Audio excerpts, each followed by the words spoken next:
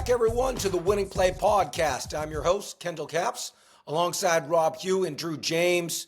Boys, we are, getting to the end of the season. We had some monstrous games. Let's kick it off. I don't know. I would assume that you guys watched that Bills-Rams game on Sunday, and I don't know if I've seen a more entertaining offensive thriller since that Chiefs-Rams game years ago when the Rams and Jared Goff beat the Chiefs. That was absolutely bonkers. Did you guys catch that?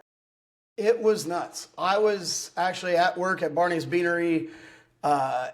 Couldn't believe the whole game. I almost placed a bet on the Bills to win when they were down by so much. I was like, this feels like a game that's going to come back to even. Glad I didn't because they still lost. But the Bills found a way to come back.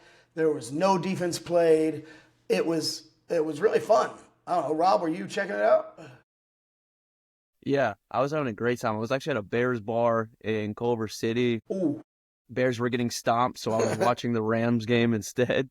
No, but I mean, it's crazy you said that too, because my mind goes back to the Bucs-Rams game in that same, in the original LA Stadium. It was like 55-50, and then you think of the Bills-Chiefs game as well. It was like 43-41. It was just a phenomenal game to watch, regardless of stakes or if you had anyone in fantasy or anything like that. I mean, but did you guys catch the end of that game when the Bills were about to score to cut it to 2 with just over a minute left?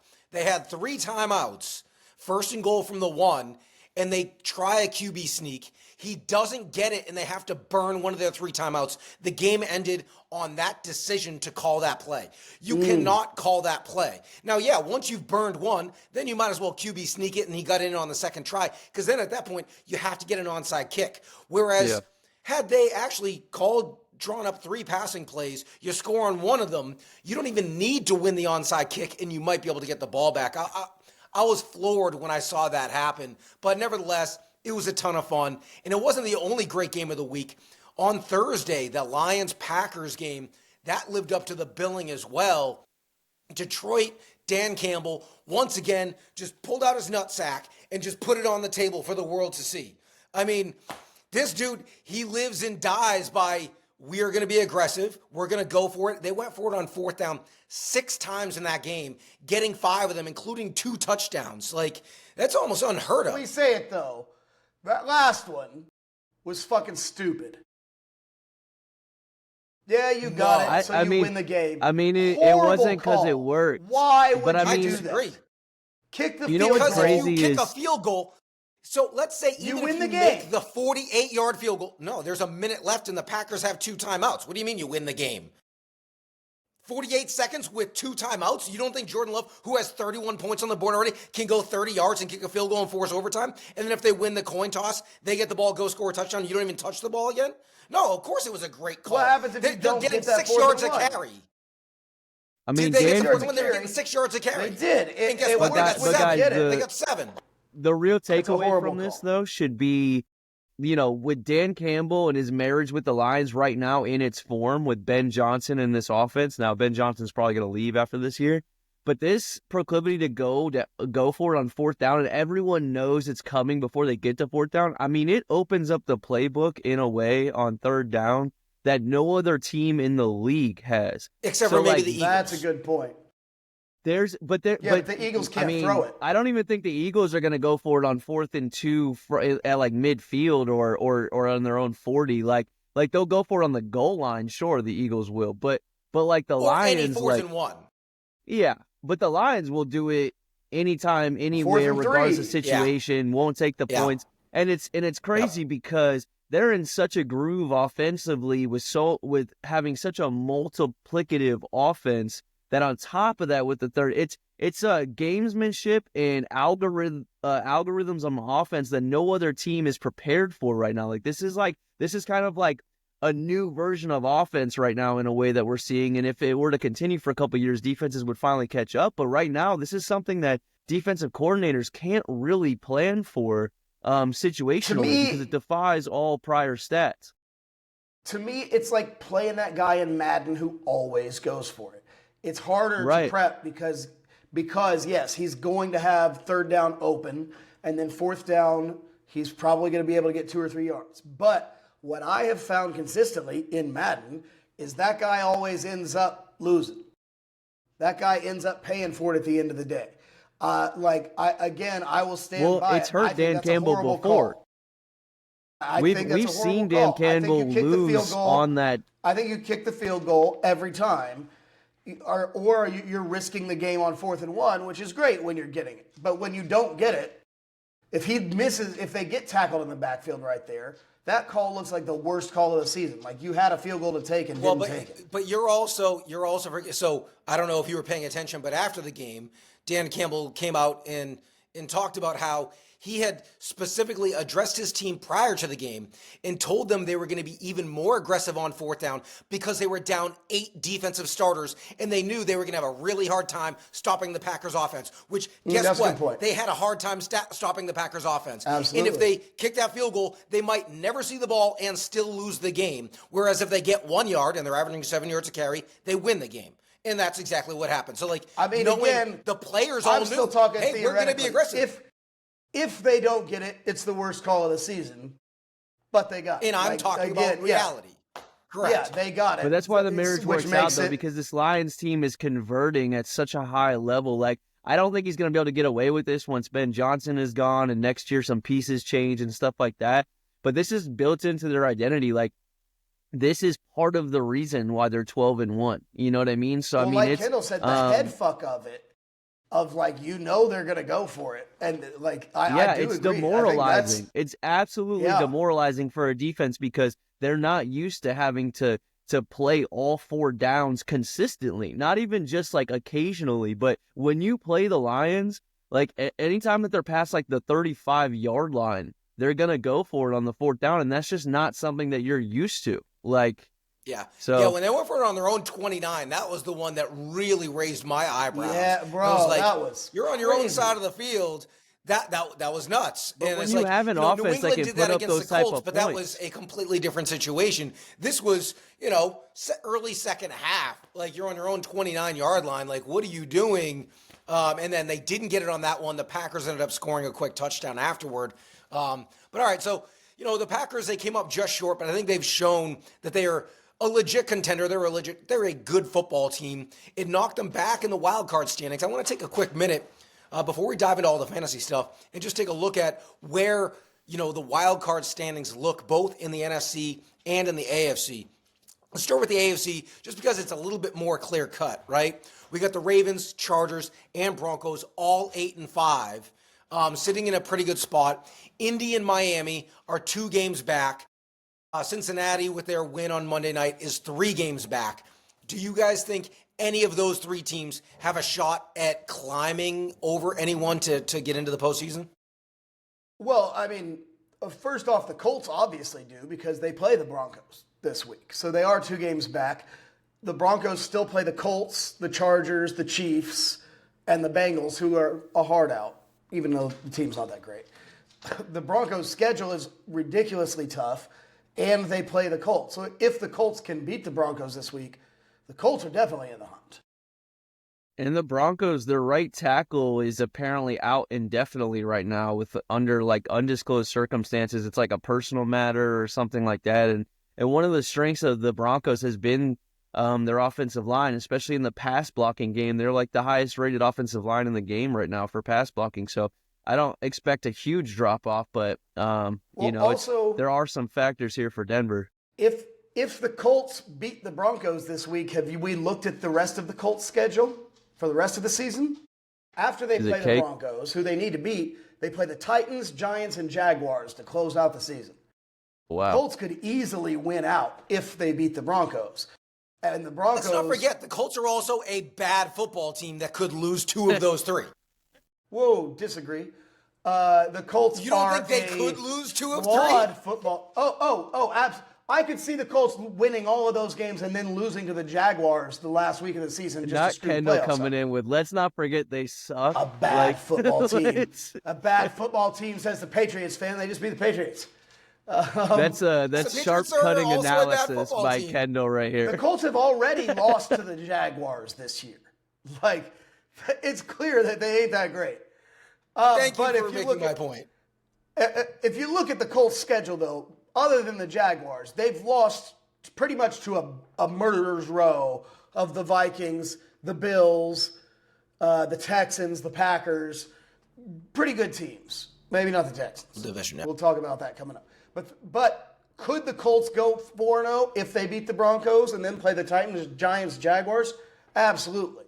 Could the Colts lose any of those games? Absolutely. But the Broncos, with their schedule, they could lose out. I mean, also in Indy's division, I mean, I'm not sold on Houston either. I mean, Houston hasn't put together.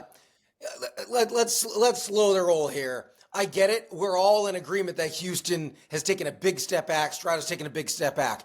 Houston is 2 games ahead, and they own the tiebreak. So essentially, they'd have to lose out, and Indy would have to win out. The Houston could lose to the Dolphins this week. Could happen. Then they play the Chiefs and Ravens, the next 2. Probably going to lose those 2. I would bet on Houston to beat the Titans in the last game of the year to win the division. I don't think the division's that much in play. But Houston could go on a losing Indy and Dolphins are out, streak. Drew. Sorry. Pardon?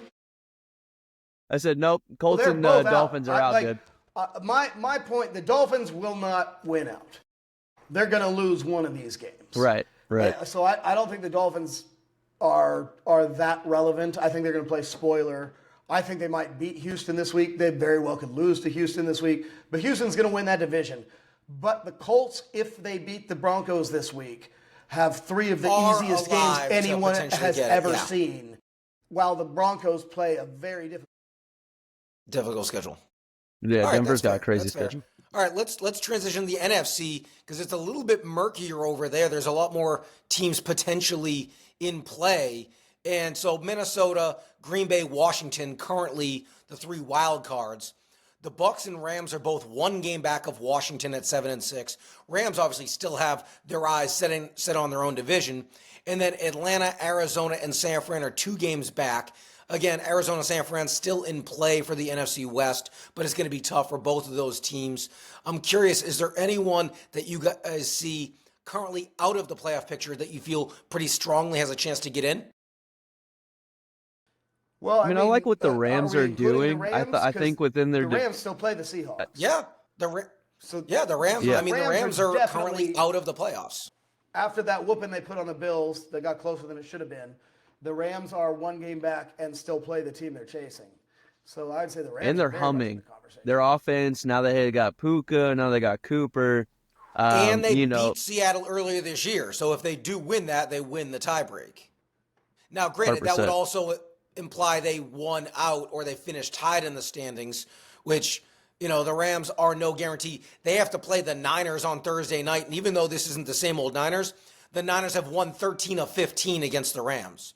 Who won the last McVay, the one guy, yes, when the Niners were up by 13 with 3 minutes left in the game and let it get away. And when they had all their players, when Christian McCaffrey was still playing and Trent Williams was still playing. McCaffrey wasn't playing at all. What are you talking about? McCaffrey didn't play the first 2 weeks of the Jordan season. Mason was still playing. And Garendo I will say the Rams aren't chasing the 49ers. They're chasing the Seahawks, and they're just not a good matchup for the Seahawks. Like the Rams, their defensive line is starting to hum, and the Seahawks O-line is a problem. So, it's going to be one of those things where right now, as it stands, as much as I like the Seahawks, the Rams just look like they're starting to hit on all cylinders. And when they can touch their ceiling, the Rams are a better team. They just have the better offensive line. Right now, they're not a bad bet in Vegas to win that division. Because right now, Seattle is the prohibited favorite. But knowing they have that heads-up matchup later this season to end the season, and to be clear though, I'm not counting Seattle out. I think they are like a gritty, feisty team. I do. Geno's capable of making big plays, and we'll see how it goes. But yeah, I like the Rams just to keep chugging along in that division for sure.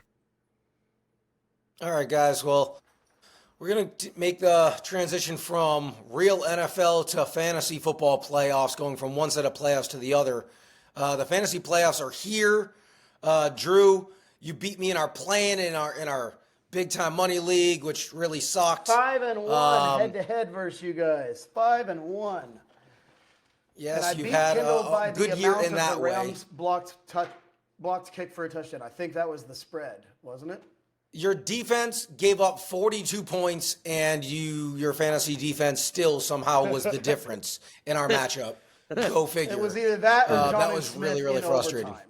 Jonnu Smith completely in overtime is what beat you. Yeah, anyone that won their fantasy matchup because of Jonnu Smith, they need to send a thank you note to Devontae Adams, because on the Jets' prior drive, Adams caught a 20-yard pass and ran out of bounds, whereas if he just laid down or got tackled inbounds, the Jets could have run the clock all the way down to 10 seconds and kicked the game-winning field goal. Instead, he went out of bounds. They kicked the field goal and left the Dolphins a minute. They went down, tied it, and then Jono did what he did in overtime. So, yeah, a big shout-out to Devontae Adams for saving a lot of fantasy managers' season. But with supposedly, that, I want to look yelled ahead. at Mike McDaniels and was like, "Give me the ball in overtime. My fantasy managers have to win," and he did it for us. You sent in a call, Drew. You said you called him up. Hey, He had the red phone. My preseason pick that Kendall chuckled at. Who's chuckling now? You pulled a Shannon Sharp. Help is on the way. That was solid. You called it. Now it took about 6-7 weeks for Jonnu to really come along. But he got there. All right, another backfield for fantasy managers to be aware of is the one in Seattle. Kenneth Walker, who missed the game last week, saw Zach Charbonnet go absolutely bonkers. I think he had like 190 yards and a couple scores. And the news out of Seattle is Walker might not play again this week. So if you have Charbonnet on your bench, I should say, if you were able to pick him up last week because he had been dropped by a lot of leagues, is he a must start this week? Rob, what do you think? Yeah, I don't want to chase his performance this last week because he's had opportunities in the past and hasn't really had such a phenomenal performance that way. But I feel like if you have him on your team, a lot of times in a lot of situations, you almost have to start him, right? I mean, we've seen this with Kenneth Walker in the past. He almost has a James Conner-like injury history where he keeps getting nicked up with these soft tissue, multiple area, multi-week injuries. Yeah. So hopefully you had Charbonnet, and hopefully it wasn't another team that had your own handcuff there. So, we kind of we're talking about him in the realm of like an Aaron Jones, or we're talking about him in terms of these like RB2 guys, But I definitely wouldn't expect what we just saw last week until he does it again. You can't expect 39 points or whatever it was that he went off on for sure.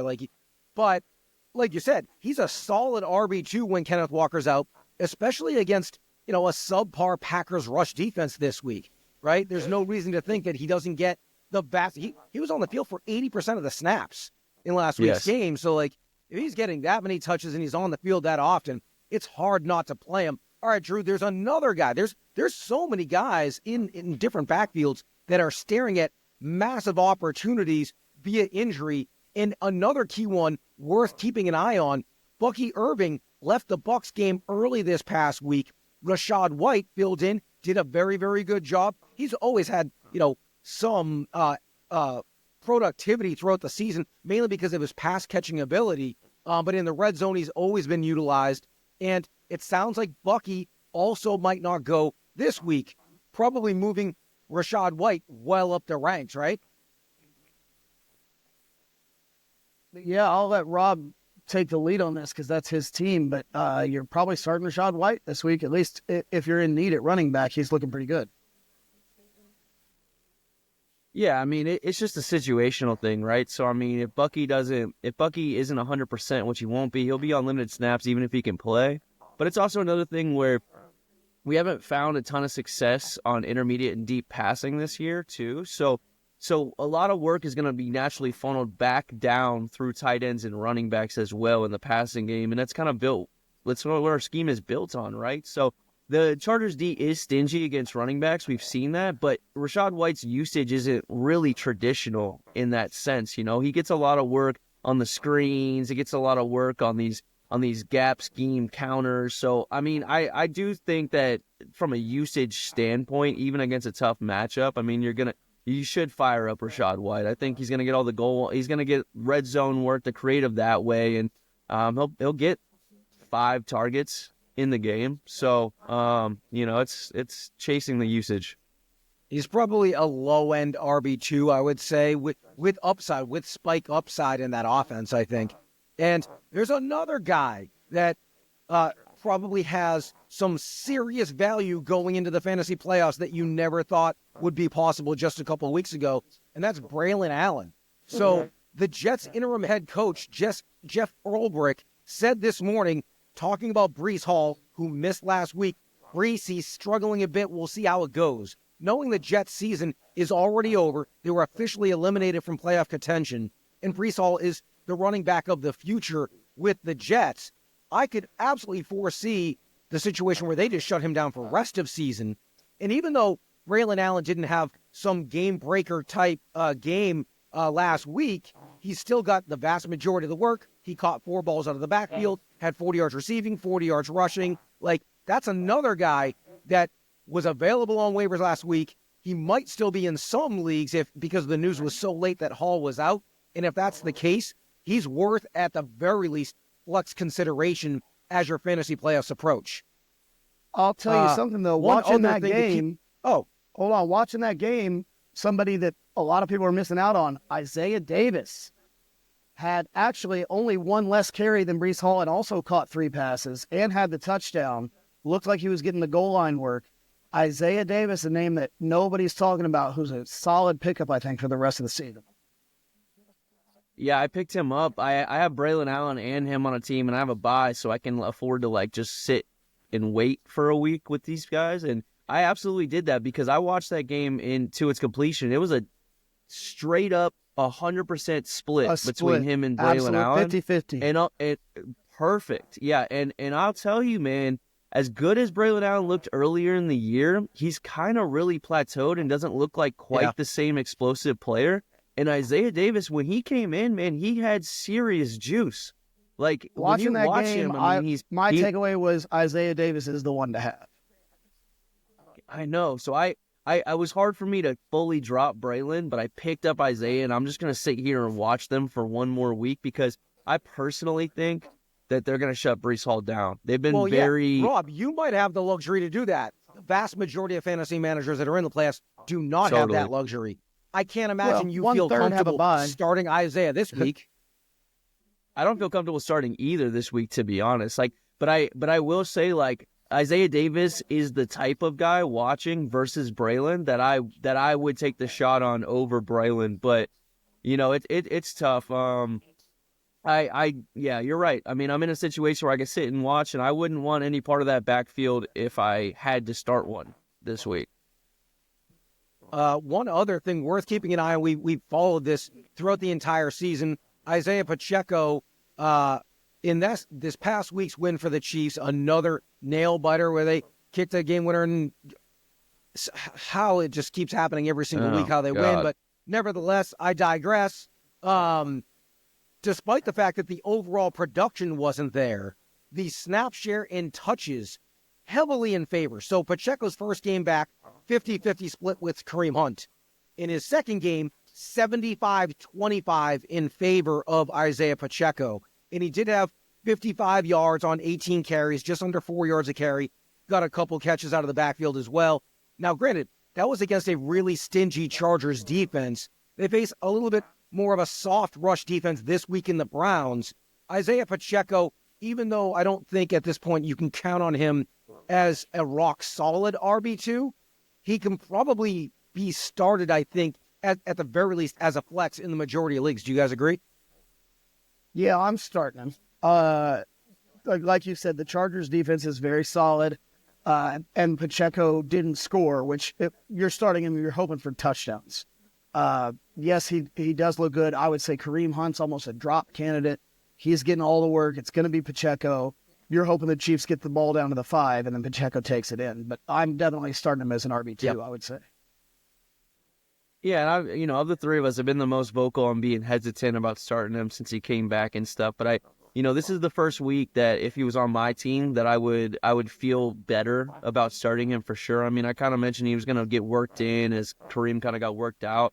But Piron's still getting snaps, and he's still getting clear third down passing opportunities and stuff. So, like Drew just alluded to, yeah, you're looking for a touchdown here. But I think the matchup with Cleveland, who I do see, KC's defense has taken a little bit of a step back. Winston's a wild card. I think they're going to be able to put up some points against this Kansas City team. So they're going to need to score along with them. And I think this is the week that I would be starting Pacheco to look for him to get that touchdown and to get some more work for sure.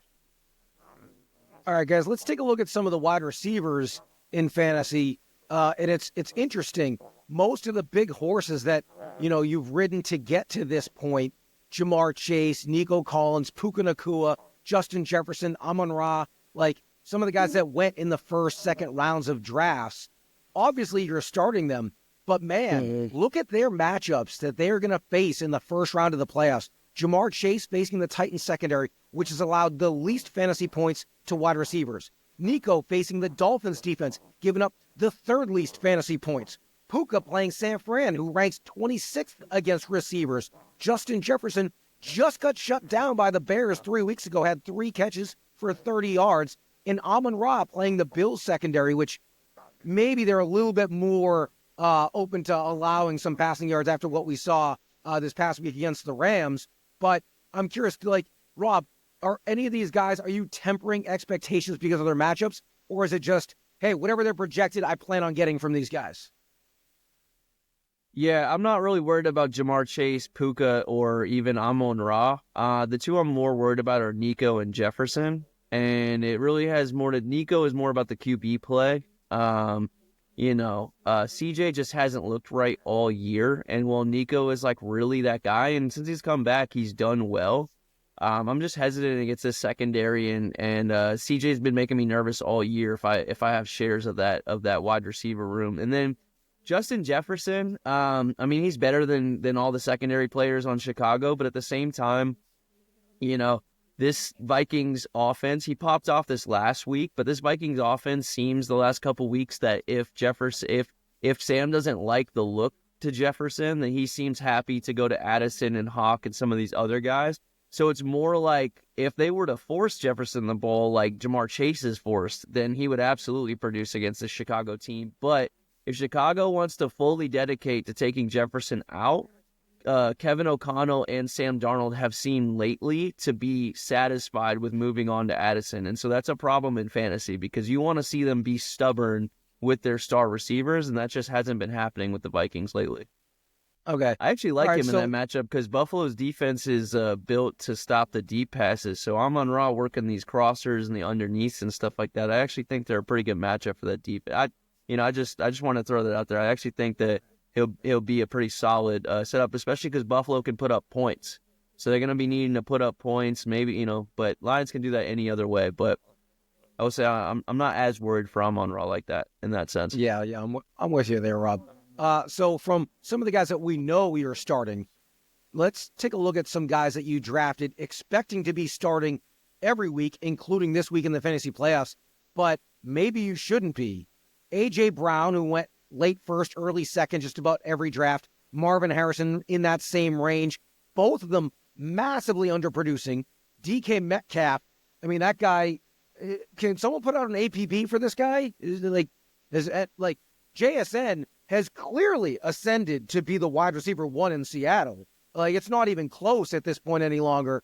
Even though this past week, DK had more targets, 6-5, but still was outproduced massively by JSN once again. So, of these three guys, do you feel comfortable starting any of these three with your season on the line right now?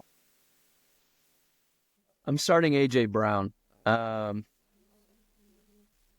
He'd be the guy that I start. He just made a big fuss, and I'm gonna, just like the post-coach firing bump, I'm gonna take the loud media stand bump, and I'm okay starting A.J. Brown. The other two, Marvin and DK, man, I wouldn't have wanted to start them over the last month. The only thing is that Marvin Harrison's playing New England defense, but Christian Gonzalez. So I wouldn't start Marvin Harrison or DK this week, but I would start A.J. Brown. Here's the thing, though. There are opportunities here, knowing the depth at the position. A lot of people who maybe took Jacoby Myers or a Cortland Sutton late in drafts, and those guys have been producing on a week-in, week-out basis. I'm starting guys like that over A.J. Brown right now, as crazy as that sounds, and I never thought I would say that. I was such a huge A.J. Brown proponent at the beginning of the season, but the downfield passing attack for the Philadelphia Eagles offense is non-existent. It doesn't exist. They don't even attempt to throw down the field anymore, which that's A.J. Brown last year, the last couple of years, 40-yard touchdowns, 60-yard touchdowns. Every other week you were getting one seemingly. He doesn't even get targets down there any longer. He's getting 5 targets a game, most underneath. So, like, knowing the fight with your quarterback, the matchup against the Steelers defense, like, if you are starting him, you must not have any other option, because I'd be really hesitant personally. And I know I tend to lean more on being bold in benching guys if they're not producing, even if they're studs. And this is a guy where he's just not producing and that offense isn't producing. I would be very, very worried if he's in my starting lineup this weekend against the Steelers. One guy that might have some sneaky value for fantasy managers out there this week is Joshua Palmer with the Chargers. So I talked about him coming into the season. He's always had a rapport with Justin Herbert. And finally, we got to look at what he would do as the wide receiver 1 with Ladd McConkey out last week. He led the team in targets, catches, in yards. I think he had 6 for 94 or something like that. So he had a pretty productive game. And they face the Bucs secondary this week. And Joshua Palmer is readily available in almost every league if he didn't get scooped up on waivers already on Tuesday night. And if McConkey is out again, that is one guy that is certainly, at the very least, flex-worthy, I think, given the matchup in the situation with Los Angeles. Some other guys on the rise that are worth noting, not only for this particular week for fantasy managers, but also rest of season. And it's funny, as soon as you guys 2 weeks ago said, better be careful with Terry McLaurin, I think he heard you, because he's doing nothing but balling out since then. The last couple of games, he's gone bonkers again. 8 for 90 and a couple scores last week. Had 100 and some odd yards in the score the week prior. Devontae Adams, quietly, the last 5 games, 22, 9, 13, 18, 26 fantasy points. He leads the team in targets. He's getting the red zone looks with the Jets.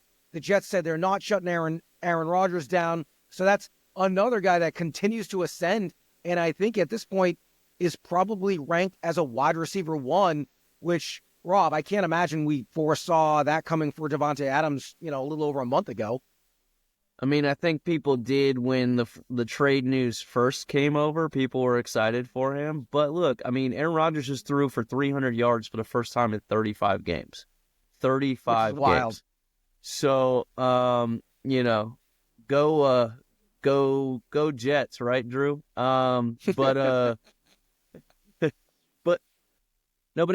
look, Devontae Adams, and in a smaller way, Garrett Wilson, who hasn't been producing like Devontae, but has the opportunity. If you watch these games, there's some drops, some misconnections, so the opportunities are there. If Aaron Rodgers is going to have a little bit of this like resurgence at the end of the season, it's going to be big for both these guys. It's weird how when there's nothing on the line, all of a sudden Aaron Rodgers is looking like he's playing better. I don't know. But Devontae Adams and Devontae Adams is, I would feel way better about Devontae than any of the 3 guys, A.J. Brown, Marvin Harrison, or DK, that we talked about before. So it's just one of those things where the end of fantasy, as playoffs come, there's always a bunch of moving parts, and you kind of got to be willing to not be bogged down in what you've done before and kind of be aware and adjust to the tea leaves, like what's happening right now. So I'd definitely be starting Devontae Adams. Well, and another guy I want to talk about really quickly, throughout the course of this show, during the course of this season, I have eaten my fair share of crow. But this time I want to give myself a pat on the back, because I told everyone when Ayuk went down, Juwan Jennings is Ayuk. And actually, you know what? I was wrong. He's better than Ayuk. Let's just call it what it is. He produces at a far higher level, at a more consistent level than Brandon Ayuk pretty much ever has in his career. And I like Ayuk's talent, but Juwan Jennings, once again, putting up huge numbers, 8 for 92, 2 more scores. He has gone over 20 fantasy points almost every game he was a starting wide receiver for San Francisco. And with Purdy back in the lineup to start, with Purdy in the lineup. When Purdy was out, he obviously didn't put up the numbers because they didn't have a quarterback. And so rest of season, I think Juwan Jennings, I thought when he got this opportunity when Ayuk went down, he was going to be a high-end 2, and I was already more bullish than most people. At this point, I think it's safe to say he is a wide receiver 1 rest of season, as long as Brock Purdy is under center. And another guy who was, we touched on a little bit, who's ascending, is JSN.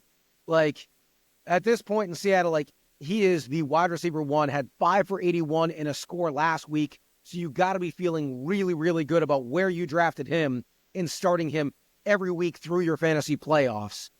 So now that I patted myself on the back a little bit, we're going to transition to tight ends for this week for the fantasy playoffs. And I'll give Drew his kudos. We touched on it a little bit earlier, but Jonnu Smith, he has not only climbed his way into relevance in fantasy, but he's a must start.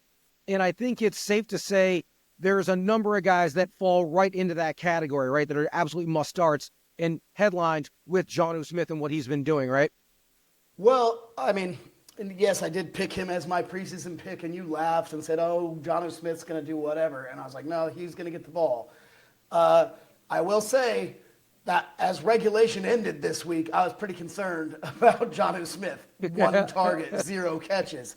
The story is supposedly he went to Mike McDaniel at the start of overtime and was like, give me the damn ball.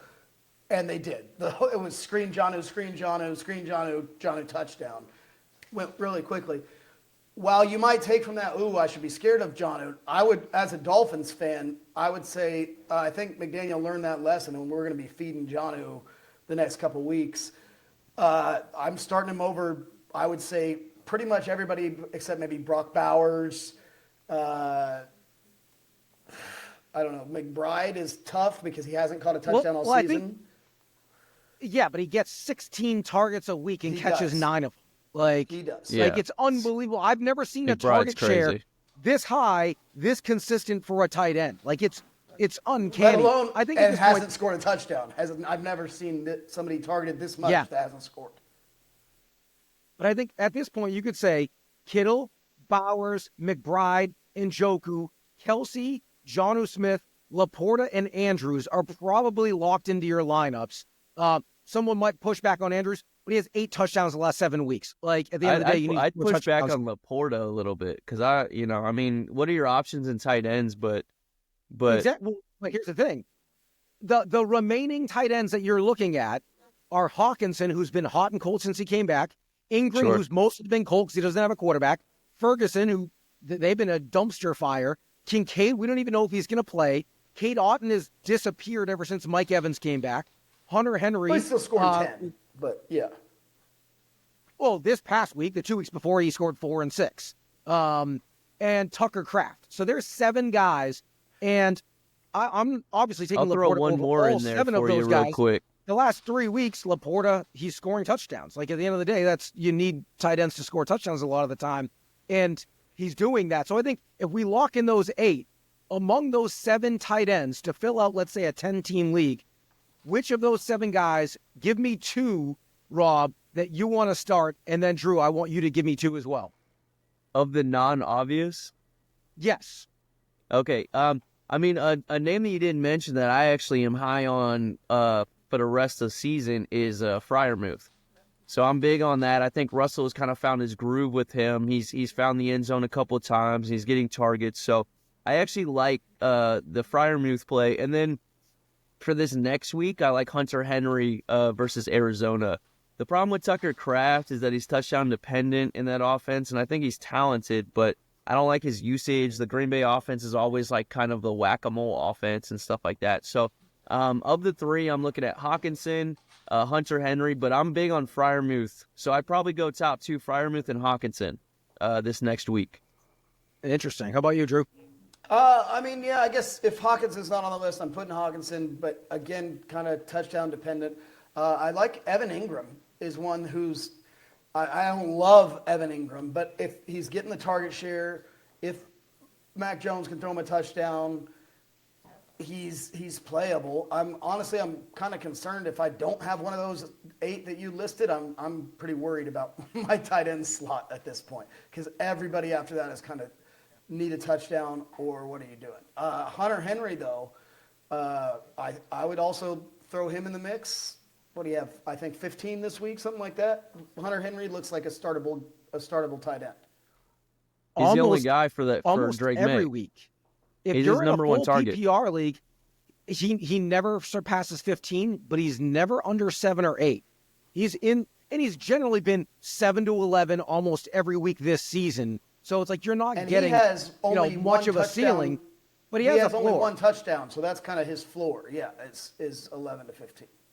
Yeah, it's been pretty impressive. Like Drake May certainly looks his way. I actually would probably, if I had to rank them, we take that 8 that are locked in out of the way. If you're in a 10-team league, I might have as my tight end 9, Hunter Henry, just because the floor is so low for all of these guys. We've seen Hawkinson put up a couple duds. He's had a couple big weeks. He's also had a couple duds, including this past week, and it's a tough matchup. So I think Hunter Henry might actually be my tight end 9. I'd feel comfortable starting him just knowing he's getting a lot of looks, and they're high percentage looks. He's catching most of his targets.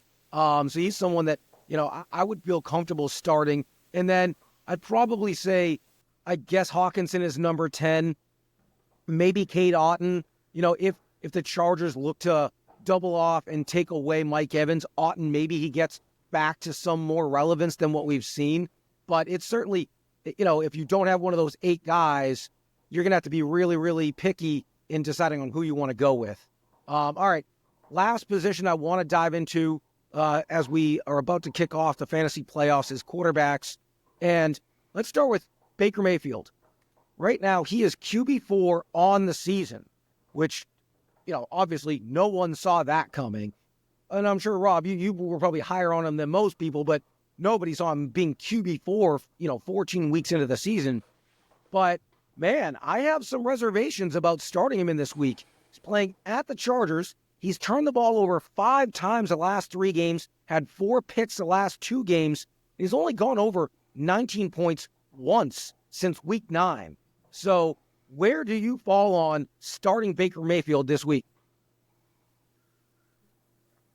Yeah, I mean, it's really tough because, it's based on who else you have as your other QB. But I will say, what really hurt us was losing Mike for a while and then Godwin, obviously. But I will say last week, there's a little glimmer of hope for a wide receiver, too, in Jalen McMillan, right? So the other thing is if Bucky doesn't play, then our run game is going to take a hit, and then that leads to diminished points potential. So, yeah, I would absolutely be more hesitant. I wouldn't worry so much about the turnover issue. He kind of has these spike turnover games where he has like a game where he has multiple and then he comes back. He's so confident in his ability and stuff. He kind of shakes that stuff off. So I wouldn't worry about that being like a sliding scale of turnovers. But guys, I'm going to be at this game. So I'm going to be checking this out intensely and checking out all these players. But I see Baker as just a back end starting worthy QB. I wouldn't be worried about him getting at least 15, 16 points and hopefully if you made it this far, you don't need your QB to get 22 points. But I would just, hold expectations around there. How about you, Drew? Are you starting Baker this week? Well, like Rob said, it depends who I've got. That Chargers defense does look really good, albeit that their offense looks horrible.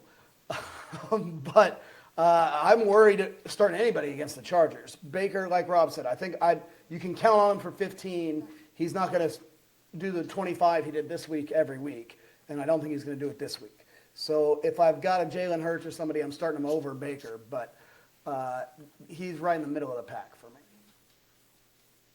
I mean, I am fading him hard. I think, Rob, you made the case why you probably shouldn't be starting him. You talked about, he's been hurt by the injuries and when Godwin went out. Well, Godwin's not coming back. And Bucky might not play. And the defense that they're playing is really bad. And he's had a propensity of turning the ball over in bunches for stretches of games, which he's doing right now. All of those reasons tell me he's not a QB1 for me, at least not in a 10-team league. Maybe he is in a 12-team league, potentially. But there's a number of guys that in that range, Jared Goff has been ranking anywhere from QB12 to QB14, or Bo Nix is in that range. I'm starting those guys over Baker this week. Jared Goff's actually one guy that, despite the tough matchups, people keep fading him. He's thrown for 2 touchdowns or more in every game, but I think 1 over the last 3 months. And he's consistently ranked outside the top 12, which defies logic and statistics. I'm really hesitant about starting him in the fantasy playoffs. If he put up 11 because he threw for 225, 1 TD and 2 picks, would I be surprised against that Chargers secondary? Not at all. So I'm a little bit hesitant. Conversely, in that same game, we have Justin Herbert, who has really slowed down since J.K. Dobbins got hurt a couple of weeks ago. The offense has really fallen apart, but they get to play the Bucs secondary, which has been, fruitful for just about any quarterback all season.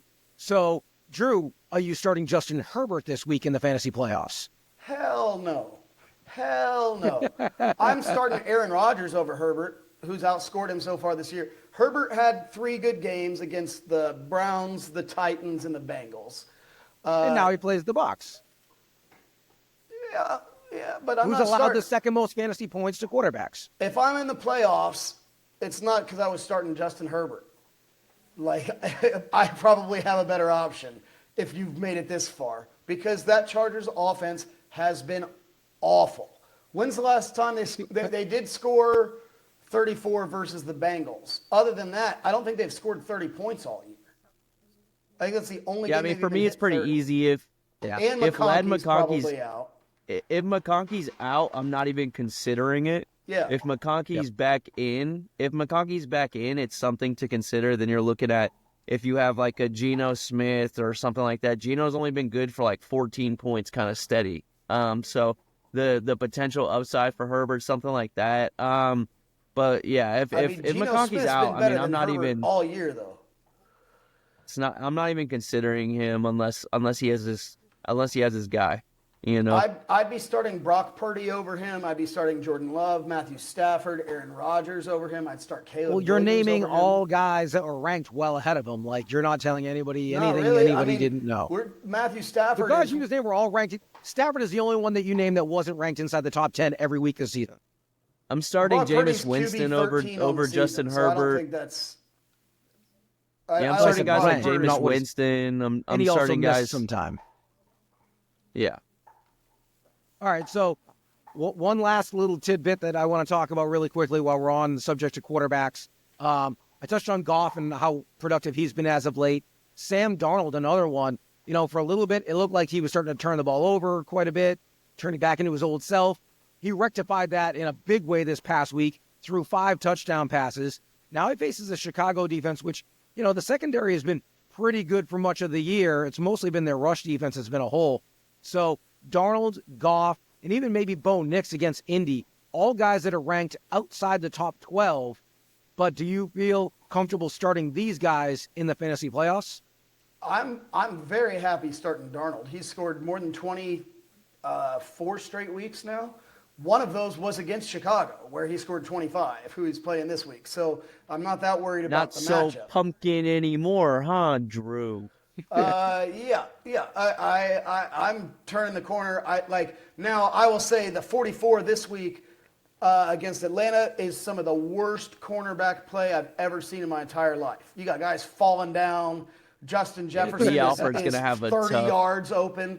That's not going to happen every week. I'll give you that. The Alfred had a tough film study this week on Tuesday. Yeah, that was rough. That was a tough one. So I don't think he's going to put up 5 touchdowns every week. No, but I'm happy starting Darnold.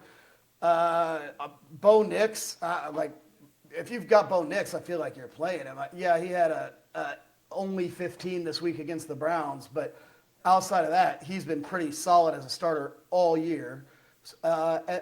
Is Indy's defense scaring anybody? I think Bo Nix could go off this week. Yeah, Sean Payton on a bye. He's gonna have a lot of stuff planned for Indy, and Indy's defense is bad. So, I'm big on Bo Nix. All these guys I'd feel pretty good about. I mean, you can come up with scenarios in which they underperform. I mean, Chicago's defense hasn't been that good away. They've been a lot better at home.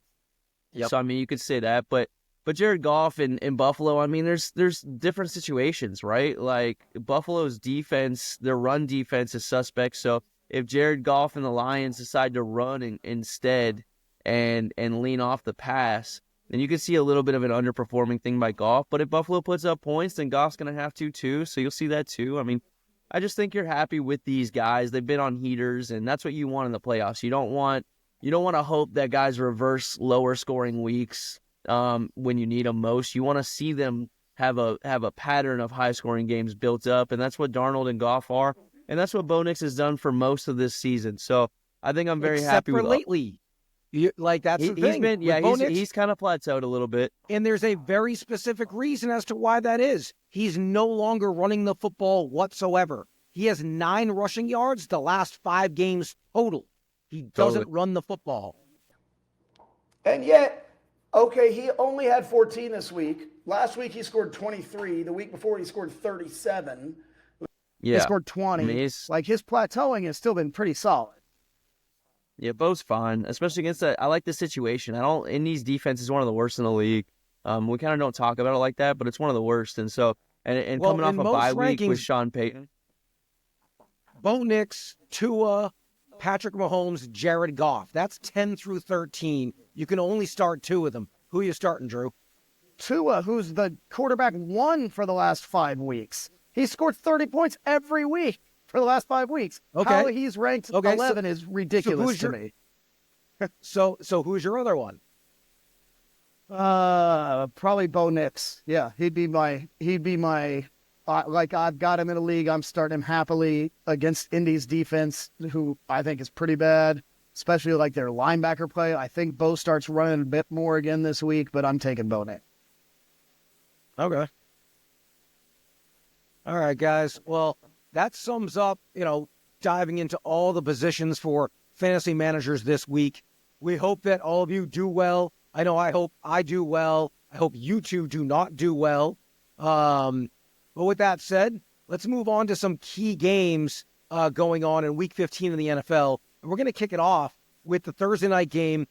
The Los Angeles Rams travel on the road to San Francisco. The Niners are favored by 2.5. And this is obviously a crucial game for both teams. The season is essentially on the line almost for both teams. So, Rob, who you got in this one? I got to take the points with the Rams. I just think that they're finding their groove right now. I think the defensive line is humming. That secondary, which was like pretty suspect, has kind of calmed down. I mean, which is crazy because they just let up 42 points. But and the offense, Puka, Cooper, and Kyron, they've got it figured out. And 49ers are reeling. And I want to say the 49ers take this because I have shares in Brock Purdy and I want them to keep fighting for the rest of the season. But I think the Rams are going to go ahead and take this. So I'm going to take the points. How about you, Drew? I'm right. I think the 49ers had a false positive this week against a Bears team that has completely quit on the season. But the Rams have looked really solid. The 49ers are missing literally every starter. They're down 22 guys. Like it just seems like the end of the road for the Niners after that huge blowout domination versus the Bears. But I think comes back to earth this week. The Rams are putting up points, and I don't think the Niners are going to stop them. Okay, I'm going the opposite way. I'm going to go with history. I'm going to go with the fact that Kyle Shanahan owns Sean McVay in a very, very real way. And they're also mad they let one get away. They're up 13 in the third. Oh, what's that funny to look for? What's he, 13-2 against them? I'd say that's ownership. What's he this year? Yeah, exactly. When they blew a 13-point lead with 3 minutes left, yes, they let a game get away. If anything, that's even more motivation for this Niners team to go out and play well. They're at home. That Rams defense, as we know, is soft. It's still soft and very, very young. So, and the Niners can plug in Joe from down the street at running back, and they're going to produce, like we've seen it. So, knowing the number's only 2.5, they just have to win by a field goal. I'll take the Niners at home. All right. Bills, Lions in Detroit. This, maybe a Super Bowl preview. I know a lot of people are hoping for it. Lions are favored by just 1.5. So Vegas is giving a lot of credibility to this Bills team on the road. So, Drew, where are you going with this one? I'm taking the Bills. I think, even though I think the Lions might be my Super Bowl pick at this point in the season, the way the Bills are playing right now, it just reeks of a game that the Bills are going to win. Yeah, if this was in Buffalo, I would just hammer the Bills. I actually would have really liked the Bills in Buffalo. And despite saying that, I'm actually with Drew. I'm gonna still take the Bills here. I think the Lions. I'm gonna take the points with the Bills. The Lions, they had this tough game against Green Bay, and I don't think Green Bay presents quite the challenge that the Bills do. And the Lions are still dealing with all these defensive injuries, and they've seemed to really make do despite all these horrendous injuries. But I think this is going to catch up to them this week. So I'm going to go ahead and take the Bills. Once again, I'm on the opposite end of you guys. I think, and I agree with you, Rob, that the defensive injuries for Detroit is a very real thing, and it could cause problems as the season progresses into the playoffs. But in this particular week, Lions at home with extra rest. We watched the Bills. With that loss, the Bills fall 2 back of the Chiefs. They've already won their division. They're essentially playing for next to nothing. I mean, I guess the 2 or the 3 seed. This game means so much more to Detroit. Detroit can fall to the 5 if they lose this game. They could be on the road. Jared Goff could be playing in the cold every week in the playoffs. They have to keep winning. So Detroit needs this game more. At home, extra rest. Give me the Lions at home to cover the 1.5. All right. An all Pennsylvania matchup. This is always a great matchup. Pittsburgh Steelers heading to Philadelphia. Eagles are favored by 5.5, which was a surprisingly big number. I didn't think it would be quite that big. I'll kick it off. Personally, I'm blown away that Philadelphia is laying this many points in a number of sports books. I've seen some places actually come down to 5 and 8, even 4.5. But on a lot of sites, you still see 5.5. And if I can get it at that number, I absolutely love Pittsburgh getting the points on the road. This should be a really close, hard-fought, physical football game. And in that, field goal, special teams matter. I trust in clutch situations, late game, Mike Tomlin and that Steelers team. So I'm going to take Pittsburgh. How about you guys? I'm going Pittsburgh straight up here. I think the Steelers win this game. There's a lot of turmoil in the Eagles locker room right now that we can go into at a different time. But I'm tired of underestimating the Steelers. I've been underestimating them all year, so I'm going to pick them this week, and then they'll probably lose. Yeah, I'm not going to take the Steelers because I think that Eagles secondary is going to make life pretty difficult for the weapons on the outside. They're not going to have Pickens, I don't believe. So I think that might be where the line is for the Eagles, is because I think that Pickens might be out. So I think they're going to see – I think that's why they gave the Eagles so many points. I'm actually going to go with Vegas here. I'm going to lay the points for the Eagles. If Pickens can't play – I think the Eagles secondary kind of was a disappointment last week, but I think this week they kind of make life pretty tough, and the run defense is good, so they won't be able to lean back on it. Now the Steelers, they're a very tough, gritty defense. They tend to keep games close, so I am taking a risk here despite thinking the Eagles are going to win, but I'm going to lay the points for the Eagles here. All right. Last marquee matchup of the week, Green Bay coming off that tough loss on Thursday night last week. They're 2.5-point favorites, traveling to Seattle. And as we all remember, like every time Green Bay plays in Seattle, like it's usually a really close football game, and it should be a lot of fun. There's a lot on the line for both teams. Rob, where are you going with this one? Lay the points for the Packers. I think this is just going to be a tough one for the Seahawks. Romeo Doubs is coming back from the Packers, and although he's not a massive producer, he's their most consistent wide receiving weapon, and when I watched the game last week, it looked like the offense was out of sync to me. I know they put up points and stuff, but it still looks like they're missing that guy that's on the field, and Romeo Doubs is on the field all the time. So I like the Packers here to win by at least 3 against Seahawks. Yeah, I don't want to, but I'm going to go the same way. I feel like the Seahawks have been playing well. the Packers have also been playing well unless they play the Lions, which they still played well, but it was a close game. But I'm going to take the Packers here. Pretty much just taking anybody from the NFC North at this point against anyone else. Except for the Bears. You won't be taking them against anybody. Does not count. Bears don't count. Second half, though, yes. Yeah, I mean, I'm reluctant because I do see some issues for Green Bay on both sides of the ball. And I do think Seattle, that home field advantage is real. It always has been. And if this line was if it's 3.5, I might take Seattle. But sitting at 2.5, I think I'm going to take the Packers. Even though my gut says there's something up with this game, I think everybody is counting Seattle a loss here for them. They need this game more than Green Bay does. Green Bay essentially is eliminated from their chances of winning the division with that loss to Detroit. So they know they're going to be on the road rest of season, whereas Seattle is fighting to win that division. If they don't win the division, they don't get in the playoffs. So this is a really, really tough call for me because I really do think Seattle is going to play well this week. But I have to trust talent, and the Packers are more talented in this spot with the extra rest. And with the line sitting at 2.5, I'll take Green Bay to cover. When ironically, right, so, I'm going to be rooting for the Seahawks in a weird way. I'll be happy to be wrong. I kind of want to see the Seahawks win this division. I don't know why, but I like watching them play. If they win this game, they will win this division. I feel strongly in saying that. If they win this game, they're going to win the division. But only time will tell. All right, guys, so that's all the games we'll take a look at with regards to betting lines. But I still want to get everyone's picks on the record for the rest of the slate for Week 15. We'll kick it off. Chiefs, Browns. Do either of you guys give the Browns any chance of winning this game? I give them a chance, but I'm not picking them. I mean, the Browns with Jameis Winston are the definition of a puncher's chance. But I mean, it's... Yeah.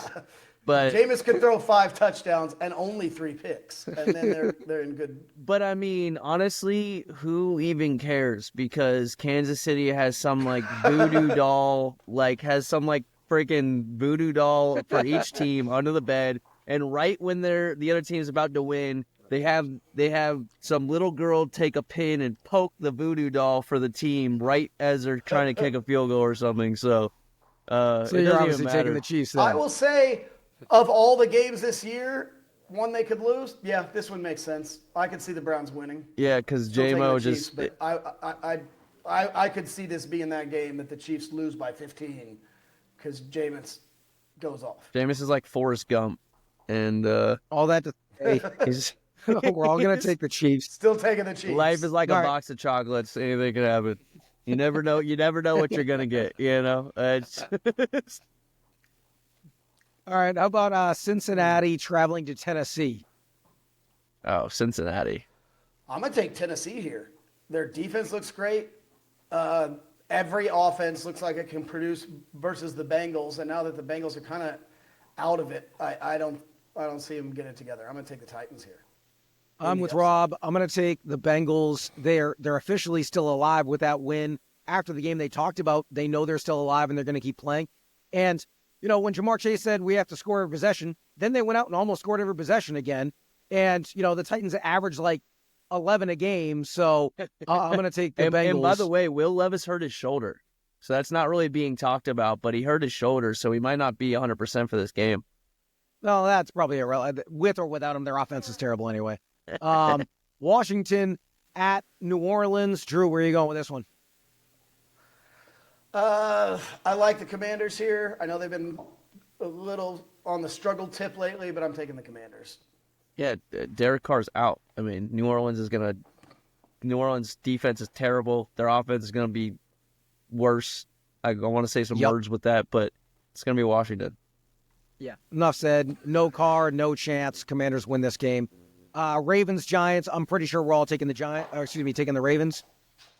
I don't know, Drew. You want the Giants? Biggest line I've seen in a while in the NFL. Yeah, 16.5. Yeah, it's pretty wild. I'm taking the Ravens. Yeah.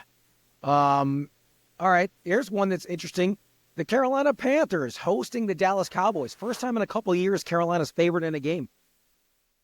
Yeah, I want Panthers. I want every part of the Panthers in this game.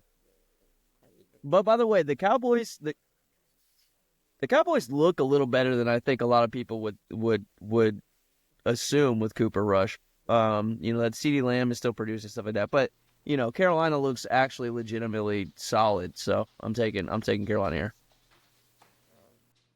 Yeah, I'm with you. The last 3 weeks against the